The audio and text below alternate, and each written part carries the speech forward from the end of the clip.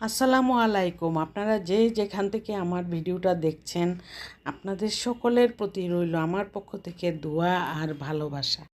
অনেক দিন পর মনে হলো যে সকালের নাস্তা তো প্রতিদিনই বানানো হয়, আজকে একটু ভিডিওটা অন করে নেই।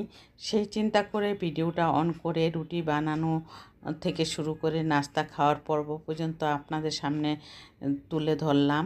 আর এই রুটিটা আমি বানাতে গিয়ে বেশি রুটি বানাতে হয় না, আমাদের দুইজনের জন্য শুধু 4টা রুটি বানাতে হয়। আর আমার মেয়েরা সকালের নাস্তা না খেয়েই বের হয়ে যায়। ওরা ভার্সিটিতে অফিসে যায়, গিয়ে তখন ওদের ইচ্ছা অনুযায়ী ওরা খেয়ে নেয়। আর সেই জন্য আমার হাজব্যান্ডের দুজনের রুটি বানিয়ে আমরা দুজন এখানে খেতে বসে নিলাম। খেতে বসার পর দুপুরে রান্না নিয়ে আমি চলে আসলাম। আর এই রান্নাটা ছিল আজকে মুরগির রেজালা ছিল। এখানে কক মুরগির রেজালাটাও করেছিলাম, আর খাসির মাংস ছিল গতকালকের। আর সেই চিন্তা করে পোলাও রান্না করেছি, আর খাসির চিকেন রেজালাটা করেছি। আর সেই রেজালাটা আপনাদের সামনে তুলে ধরব। আর রেজালাটা এত মজা হয়েছিল যা বলা বাহুল্য। আর সেই রেজালাটা আপনাদের সামনে না তুললে কি চলবে বলুন। আমি এখানে সবগুলি মুরগিটা কেটে ধুয়ে পরিষ্কার করে তারপর সব মশলা আমি এখানে নিয়ে নিয়েছি। মশলাগুলি খুবই রেজালার পারফেক্ট মশলা ছিল। সেই চিন্তা করে আমি একবারে রেডি করে নিলে আমার জন্য সহজ হয়ে যায়। প্রথমেই আমি এখানে তেল দিয়ে দিলাম। তেল দেওয়ার পর আমি পেঁয়াজটা ভাজা ভাজা হয়ে আসার পর আমি সবগুলি মশলা দিয়ে দিয়েছি। এখানে বাদাম বাটা দিয়েছি, তারপর আদা রসুন পেস্ট দিয়েছি, লাল মরিচের গুঁড়া দিয়েছি, এলাচি দারচিনি, তারপরে রাঁধুনির মিক্সড একটা রোস্ট মশলা আছে সেই মশলাটা দিয়েছি। দিয়ে আমি রান্নাটা করে নিচ্ছি। আর এখানে এই সব মশলা দিলে অটোমেটিকলি মজা না হয়ে যাবে কোথায় বলুন। আর সেই চিন্তা করে আমি সব ধরনের মশলাই ব্যবহার করে থাকি, এবং পাউডার দুধটাও আমি দিয়ে থাকি, দই দেই না। আমি দই দিলে আমার ভালো লাগে না, ছাকড়া ছাকড়া হয়ে থাকে।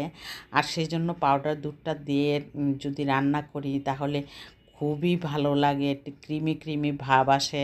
সেই জন্য আমি পাউডার দুধটা দিয়েই আমি রান্নাটা করে নিই। আর আমার ভিডিওটা যদি আপনাদের কাছে একটু হলেও ভালো লেগে থাকে তাহলে অবশ্যই একটি লাইক দিয়ে কন্টিনিউ করবেন, আর সাবস্ক্রাইব করে অল বাটনে প্রেস করে রাখবেন। এখানে পোলাওটা রান্না করেছি, পেঁয়াজটা বেশি পুড়ে গিয়েছিল, বেরেস্তার জন্য করে নিয়েছিলাম, সেই জন্য পেঁয়াজটা পুড়িয়ে যাওয়ার কারণে কালো লাগছে, কিন্তু আসলে খুবই টেস্ট হয়েছিল পোলাওটা। আর এর মধ্যে আমি ভাবলাম যে ছাদে থেকে একটু ঘুরে আসি। ছাদ অনেক নোংরা করে রাখছে, ফুলের গাছগুলি উলট পালট করতেছে।